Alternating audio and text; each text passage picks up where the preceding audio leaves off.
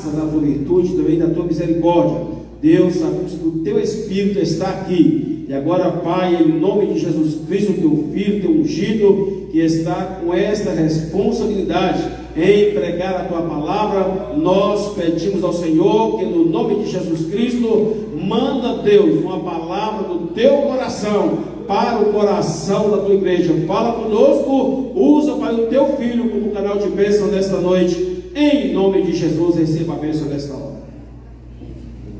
Glórias a Deus. A paz do Senhor, irmãos. Amém. Irmãos, culto de gratidão. Também gostaria de ser grato ao presbítero João pelo convite, nossa irmã Nalva, ao meu pastor Adivaldo, ao meu pastor presidente, pastor Antônio, que justificou a sua ausência, tá, Nalva? A todos os irmãos que receberam o nosso convite, meus familiares, minha amiga Leuzete, que Deus abençoe a todos os irmãos que vieram nessa noite. Eu tentarei ser breve, mas estava ali eu chorando porque Deus descortinou toda a sua história nessa pregação. Não sei se conseguirei falar tudo o que o Senhor plantou no meu coração e ali no script, né? Porque as horas já são avançadas, mas quero eu transmitir da parte de Deus o que Ele colocou no meu coração para a sua vida e para a igreja do Senhor nessa noite. Mateus número 14. Mateus de número 14. Glórias a Deus.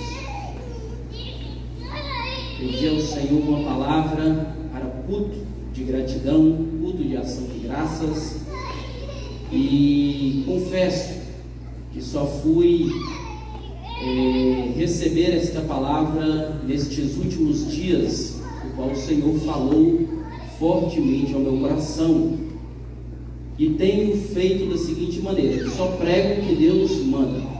Se Deus não falar no meu coração, eu nem vou, mas se Deus falar, aí eu tenho, que pregar e da maneira que o meu Deus me enviar.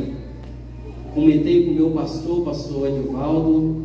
Ele falou: você está numa prova de fogo aí agora. Aí eu falei com ele: o senhor me permite pregar? Porque a palavra não é minha, é de Deus. Ele falou: pode pregar. Então estou sobre a bênção do meu pastor. Mateus 14, apenas 2 versículos de número 32 e 33, né, irmão? Isso aí que você ia pregar. Diz assim a palavra do Senhor, Mateus 14, 32 e 33. E quando subiram para o barco, acalmou o vento. Então aproximaram-se os que estavam no barco e adoraram-no, dizendo: és verdadeiramente o Filho de Deus. Fala com o seu irmão aí: Jesus verdadeiramente é o Filho de Deus. Sente glorificando ao Senhor. Me ajuda aí, Wellington. Se não, Pedro Wallace, me ajuda aqui, meu filho. Glórias a Deus. Irmãos, quando Deus trouxe essa palavra ao meu coração, veio um filme, de fato, um filme. Veio uma produção cinematográfica que eu assisti há muito tempo atrás, ainda quando jovem, e comentei com o Kenny. É um filme chamado A Prova de Fogo, e cai muito bem porque eu estou diante de uma prova de fogo. Consegui prender a sua atenção para que você não olhe para o relógio, mas olhe para mim, para alguns minutos. E quando veio esse filme, irmã Nalva, na minha cabeça, eu procurei assistir novamente, porque já não me lembrava muito, irmã Vilma, do filme, porque ele é uma produção de 2008. Um drama que conta o relacionamento de um homem, de uma mulher, de um casal, que estão à beira, do divórcio, por não compreenderem o espaço de cada um. Quando eu assisti aquele filme, longe de Tainá, logicamente, porque eu não ia chorar perto de Tainá, confesso que lágrimas desceram ao meu rosto, quando chega ao final, eu já não lembrava o final, o clímax da história. Aquele casal retorna, as boas recebem Jesus Cristo como Salvador, e aí a vida anda de bonança em bonança. Falei, meu Deus, que história linda. Eu consegui, através desse filme, uma frase que eu quero que você repita comigo e que grave, que diz assim: as provas e desafios desta vida são momentos perfeitos para Deus demonstrar o seu poder e o seu amor por nós. Quando está tudo difícil, irmãos, quando está tudo complicado, quando nós estamos à beira de um mar, e atrás, como diz Shirley Carvalhais, levem Faraó, muitos vão questionar: Moisés, para que você me trouxe aqui para morrer, Moisés? Por que não me deixou no Egito? Moisés, ele vai clamar a Deus. Êxodo 14:14. O Senhor pelejará por vós, calai-vos. Quando nós chegamos ao fim do túnel, que não há mais esperanças, que não há mais soluções, o Senhor pelejará por nós. É algo tão importante na vida do crente, que irmã Nalva falou uma verdade: ser crente não é fácil. Ser crente não é brincadeira. Às vezes, e ela contando a história, eu só fui chorando. Às vezes somos convidados para pregar. Às vezes somos convidados, né, meu pastor, para orar por enfermos, doentes. E vamos com o maior amor, pastor Getúlio, vamos com a maior convicção que o nosso Jesus cura. Mas na nossa casa às vezes tem um doente, na nossa casa às vezes tem um problema, na nossa casa às vezes tem uma dificuldade. Da esposa virar para a gente e falar: ora da mesma forma que você ora para as pessoas e Deus cura, ora aqui dentro de casa para Jesus curar também. E você tem apenas uma palavra: eu oro, mas quem é o dono da bênção é Jesus, não sou eu. Parece, irmãos, que a palavra impossível, ela desperta o nosso Deus. Deus parece que quando Ele ouve do médico, não tem mais jeito. Quando Ele ouve do advogado, Mara, não tem mais solução. Parece que Ele fica de pé e diz: agora sou eu que vou agir. Agora sou eu que entrarei na causa. O salmista, no Salmo 113, a partir do verso 5, diz assim: quem é como o Senhor nosso Deus, que habita nas alturas, o qual se inclina para ver o que está nos céus e na terra, levanta o pobre do pó e do monturo, levanta o necessitado, para o fazer sentar com os príncipes, faz da mulher estéril mãe de muitos filhos. Louvai ao Senhor, porque Ele é fiel.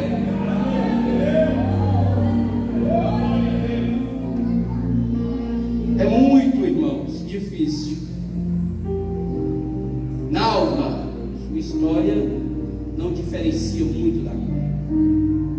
Minha esposa já chegou a falar comigo assim: para de contar sempre o mesmo testemunho, muda o testemunho aí.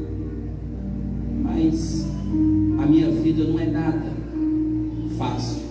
É o que você falou. A tua profissão não determina quem você é.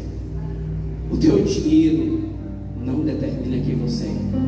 A tua roupa não determina quem você é. Mas no nosso particular com Deus, Deus sabe quem é João Antônio. No nosso particular com Deus, Deus sabe quem é você. A Bíblia diz que nós estamos nus diante de Deus. Ele está sondando cada um nesta noite, vendo a nossa nudez. Se é para a glória, glórias a Deus. Se é para a nossa vergonha, é momento de mudança. Grave o que eu falei.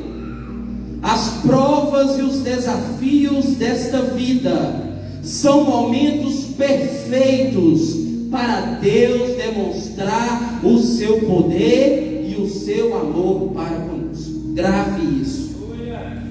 A mensagem que nós lemos, o pastor Ciro Sanches Zibordi, autor de um compêndio de livros conhecido como Coletânea Pregadores da Bíblia, no livro Pedro, o primeiro pregador pentecostal, o pastor Ciro Sanches, ele vai dizer que Pedro vai passar por diversas provas. E essas provas, como eu lembrei do filme Prova de Fogo, e estou numa prova de fogo, mas Deus está me dando vitória, e Deus está te dando vitória porque você está prestando atenção na palavra de Deus. Quando o pastor Ciro Sanches Zibordi diz que Pedro é um homem que passa, irmã Vilma, por diversas provas, não provas de fogo, mas provas de água. Muito interessante isso. 4 são as provas de água que Deus coloca na vida deste simples pescador, deste simples homem que foi chamado por Jesus, Nalva, para ser pescador de homens, para ser o primeiro líder e apacentador de ovelhas do Senhor Jesus Cristo. Aquele irmão que ninguém dava nada, aquele pobre coitado queimado do sol, do trabalho escaldante do mar, aquele filho de pobres, aquele simples homem de palavra dura, sanguíneo, mas que Deus sondou o coração dele e falou: vem para cá.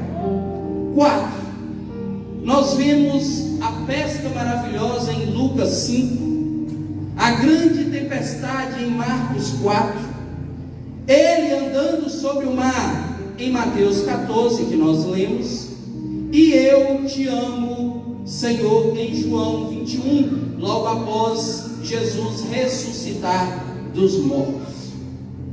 Você pode me questionar: pregador, mas Jesus prova, você falou que foram 4 provas para Pedro. Jesus prova, Deus prova as pessoas. O salmista no Salmo 11 diz: o Senhor prova o justo, mas Ele não tenta ninguém.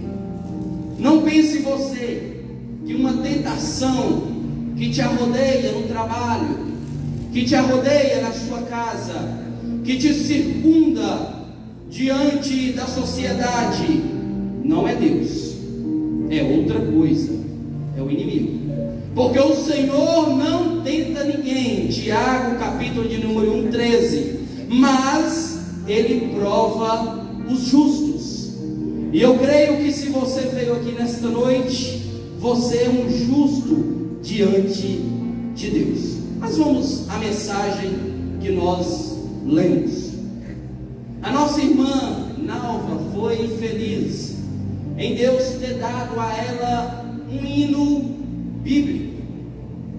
E como tem feito falta na atualidade hinos bíblicos. Aí, irmão João, existe hinos que não sejam bíblicos? Existem hinos, existem canções, existem louvores, mas bíblicos, infelizmente, são poucos. E eu louvo a Deus porque Deus deu ela um hino bíblico.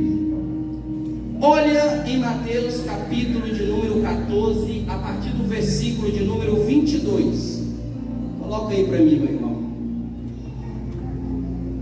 Jesus acabou de descer de um monte, de ter multiplicado 5 pães e 2 peixinhos, logo após a morte de João Batista, o seu parente bem próximo.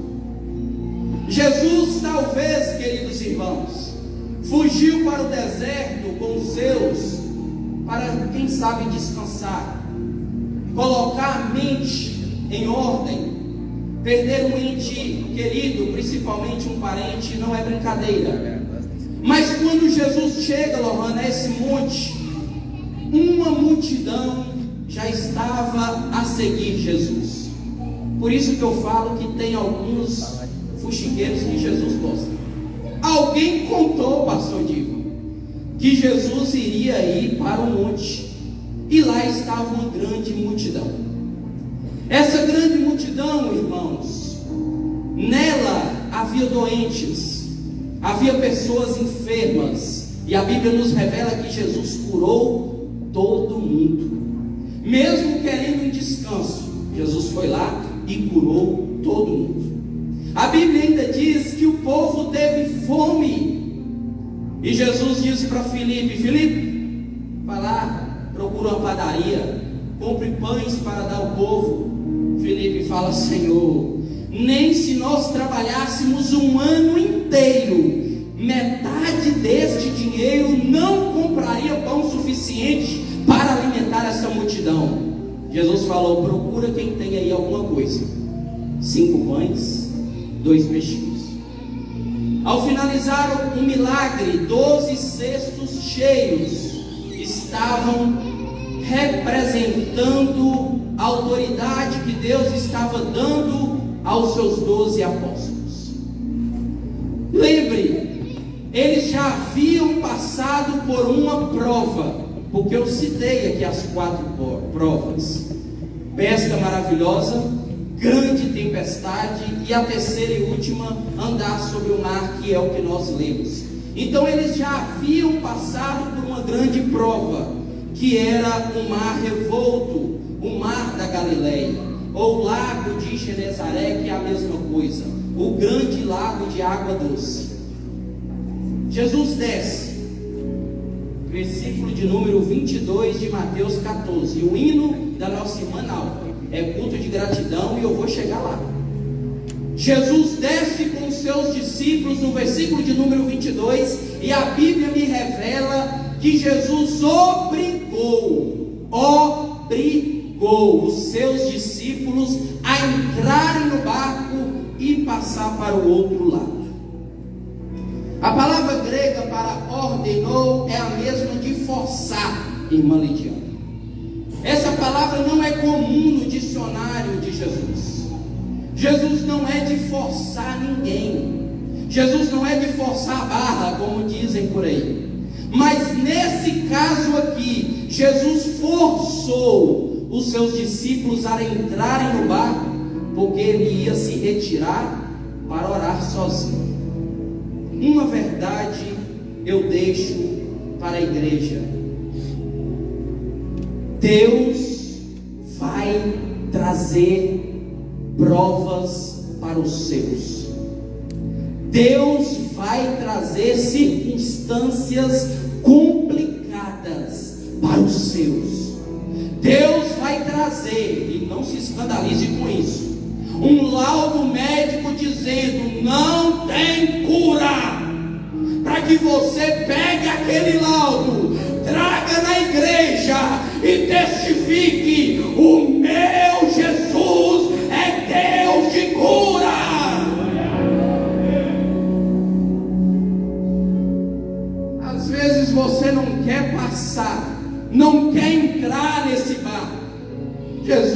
parece que esse barco está meio furado. Não te preocupe. Se Jesus mandou entrar, confiando pela fé, que a vitória é do povo de Deus. O doutor Michael Youssef, melhor dizendo, no seu livro A Liderança de Jesus Cristo, ele vai dizer que Jesus foi o maior líder de todos, simplesmente por causa de uma coisa: ele ensinava os seus liderados a se tornarem líderes melhores do que o próprio Jesus. Uai, irmão João, heresia, ser líder melhor do que Jesus? João 14, versículo 12, disse Jesus: os meus discípulos farão obras maiores, milagres maiores, providência de Deus maiores do que eu fiz. Mas é preciso passar pela prova da obediência. Jesus sobe, irmãos, e lá do alto monte, ele orando, versículo de número 24, ele vê os seus discípulos chamando. Provavelmente, segundo o pastor Ciro Sanches, os discípulos devem ter remado cerca de quase 7 horas. Um trajeto normal que não duraria mais do que 2, 3 horas no máximo. Eles estão remando. E a Bíblia diz que eles estavam no meio do lago. E lá do monte, Jesus observando os seus apóstolos, os seus discípulos. Esperando, irmã Mara, um ato de fé. Esperando, pastor Diva, um homem doido, estilo eu, que tem coragem de falar: ei vento, aquieta-te.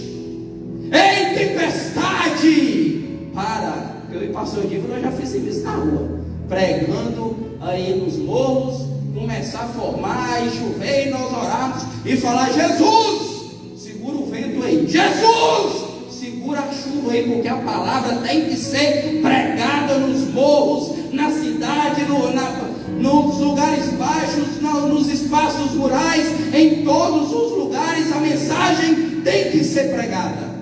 E Jesus segurar a chuva, Jesus segurar o vento. Jesus estava esperando os discípulos agirem, colocarem a fé em ação. Mas a Bíblia revela que eles já estavam fadigados. Marcos 6,48 revela que eles já estavam na alva. Há tempo de desistir, há tempo de sucumbir. E missionária, Jesus não estava na polpa do barco, como no primeiro desafio da tempestade, em que eles acordaram o mestre e falaram: mestre, tu não está vendo que nós estamos perecendo? Jesus não estava no barco, mas eles não entenderam que a mesma autoridade que Deus deu ao seu supremo Filho, Ele deu para a igreja que crê no seu santo nome. Olha que coisa! As lutas desta vida, as tempestades desta vida, igreja, não são nada.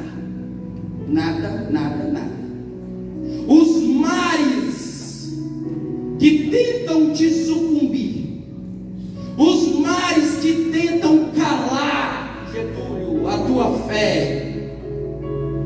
A Bíblia diz que na 4ª vigília vem um homem andando sobre o mar.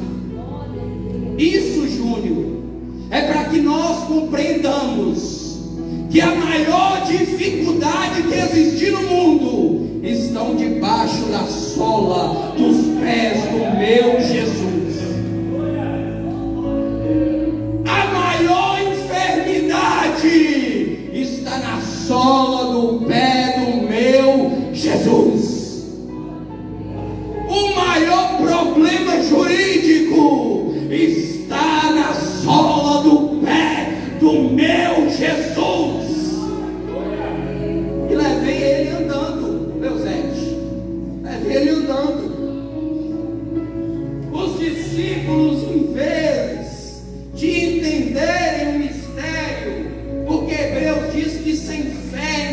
possível agradar a Deus. Ei, povo, falta de fé, misericórdia. E Jesus escolheu esse povo, gente. Presta atenção no assunto aqui, estavam os discípulos tudo, pastor. Nem João, meu companheiro de nome, né, queridinho de Jesus. A Bíblia revela que eles gritam: meu Deus, é um fantasma. Tem crente desse jeito. Tem crente que não pode ver um gato preto, está repreendido em nome de Jesus. Tem gente que não pode ver uma escada na calçada, que pula do outro lado para não passar debaixo. Ei, terra seca, o meu Jesus é mais poderoso do que qualquer problema. Oh, glória! A Bíblia revela que existia uma mulher, a mulher do fluxo de sangue. Por 12 anos ela gastou tudo, irmã viúva. Por 12 anos ela não exercitou a fé em nenhum momento. Gastando com médico até acabar as suas finanças e também a sua esperança de cura.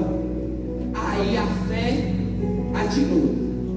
Se eu somente tocar nas orlas das vestes de Jesus, eu serei curada.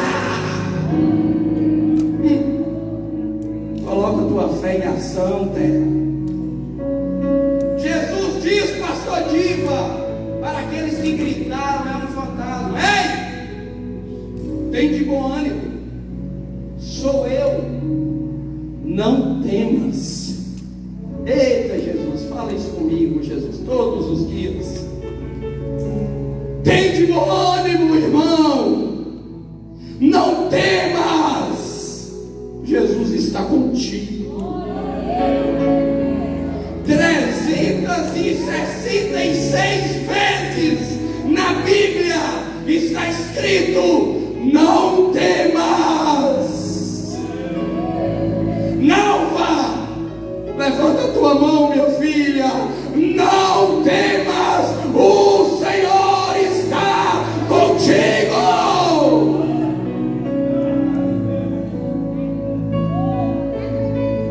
Um homem vai fazer história, único. Ei, Jesus, quem é? Por que você não mandou colocar meu nome Pedro? Mas pôs o meu sobrinho bonito, cadê ele? Pôs Pedro nele. Ia ser irmão, em homenagem ao tio pai Francimar. Desculpa eu revelar um mistério, mas foi bom, colocou Pedro, o único homem da história,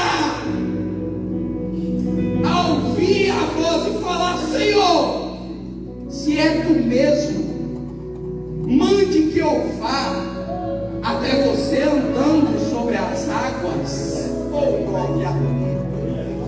Irmãos, penso eu que a Bíblia não fala, pastor, mas penso eu que Pedro levou o primeiro pé. Quando ele bateu na água, água firme. Quando ele bateu o pé, ele falou: Jesus, o negócio está duro mesmo. Eu vou andar sobre as águas, eu vou caminhar, presbítero José, sobre o mar. Pedro desce e começa a caminhar até Jesus, autor e consumador da nossa fé. Mantenha, Nalva, a tua visão em Jesus.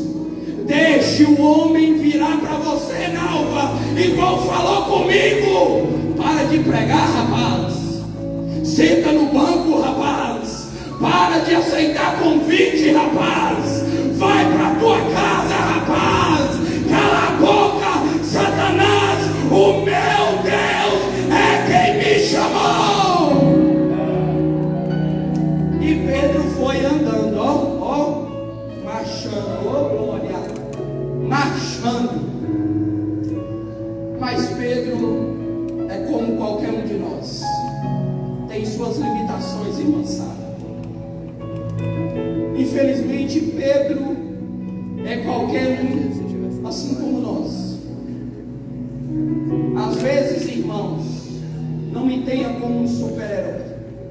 Super-herói é só Jesus. Às vezes bate em mim, pastor, e meu pastor sabe que eu sempre falo com ele, ele ora por mim. Bate o desânimo, bate a tristeza, bate às vezes, Nalva, até a revolta de algumas coisas que a gente ouve. Mas por misericórdia de Deus, eu tenho uma esposa também, que Deus usa ela, que quando eu estou querendo largar o negócio, ela fala: rapaz, tu é crente, toma vergonha, quem te chamou foi Jesus. Falo: meu Deus, que mulher sábia, está igual a mulher de Provérbios, que mulher sábia, é verdade. É quando eu começo a naufragar, começo a afundar, ela vira: rapaz, toma vergonha, te apruma, vira crente. E aí eu volto, ficar durinho igual minha avó, e volto a marchar. Mas aqui Pedro está afundando, irmãos, porque ele olhou o vento, ele olhou a fúria do mar. Versículo de número 30. Ele começa a olhar a dificuldade, os problemas. Ele começa a olhar as questões da vida. E ele faz a oração mais segura que um crente pode fazer. Uma oração que não dá tempo nem da gente enfeitar ela. Deus Todo-Poderoso, Deus de Abraão, Deus de Isaac, Deus de Jacó, Deus da Assembleia de Deus, Deus do pastor Diva, Deus do pastor Antônio, meu Deus poderoso, não dá tempo de enfeitar. Aquela oração rápida, Pedro faz ela e grita: Senhor, socorre-me. A Bíblia diz, irmãos, e eu estou finalizando, versículo de número 31, que Jesus estende a mão, e eu vou ler aqui porque tem um mistério forte aqui. Diz assim, no versículo de número 31: e logo Jesus, estendendo a mão, segurou. A palavra segurou no grego é pilandonamai, palavra complicada. Essa palavra segurou, irmã Vilma, do grego, traduzida mais para os nossos dias atuais, significa tomou para si, apoderou para si, pagou e comprou para si. Jesus está falando com Pedro: ei Pedro, você está naufragando, você está olhando para o vento, para o mundo, está submergindo, mas eu te digo, Pedro, tu és meu, e o mar não vai te sucumbir. Pedro não afunda, irmãos. Pelo contrário, Jesus volta Pedro de novo a caminhar sobre o mar. E aí eu finalizo. No versículo que nós lemos, de número 32 e 33, eu finalizo.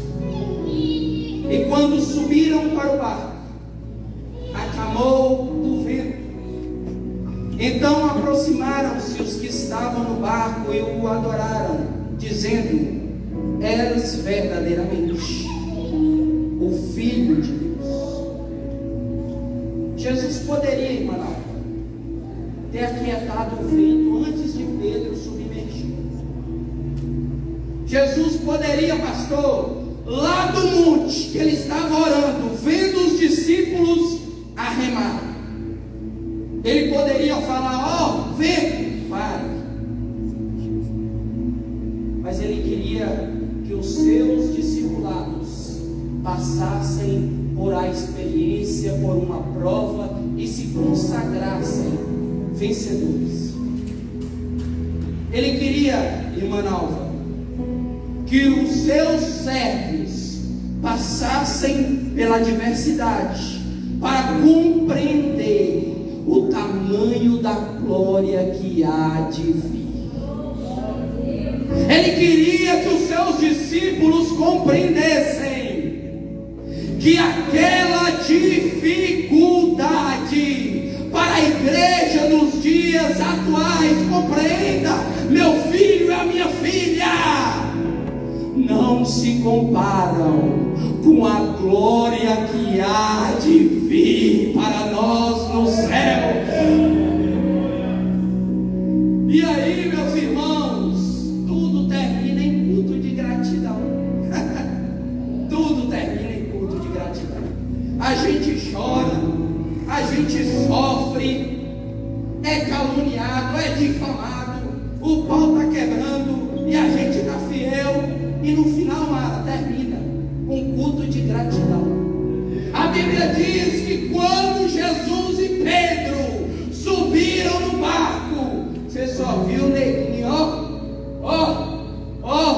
adorando a Jesus e dizendo: verdadeiramente tu és o Filho de Deus.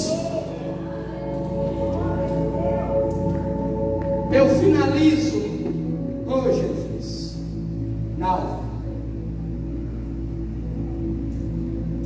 com 6 nomes. Eu só fui entender agora que você louvou, que Deus diz: sou eu. O Filho de Deus, aquele que foi adorado, ele diz: sou eu a sua bandeira, Jeová Nissi. Ele diz: sou eu o que cura, Jeová Rafá. Ele diz: sou eu o que proverá, Jeová Jireh. Ele diz: sou eu a sua paz, Jeová Shalom. Ele diz: sou eu o general dos exércitos, Jeová Sabaoth. Ele diz: sou eu que estou presente nesta noite, Jeová Samá. Jesus está neste lugar.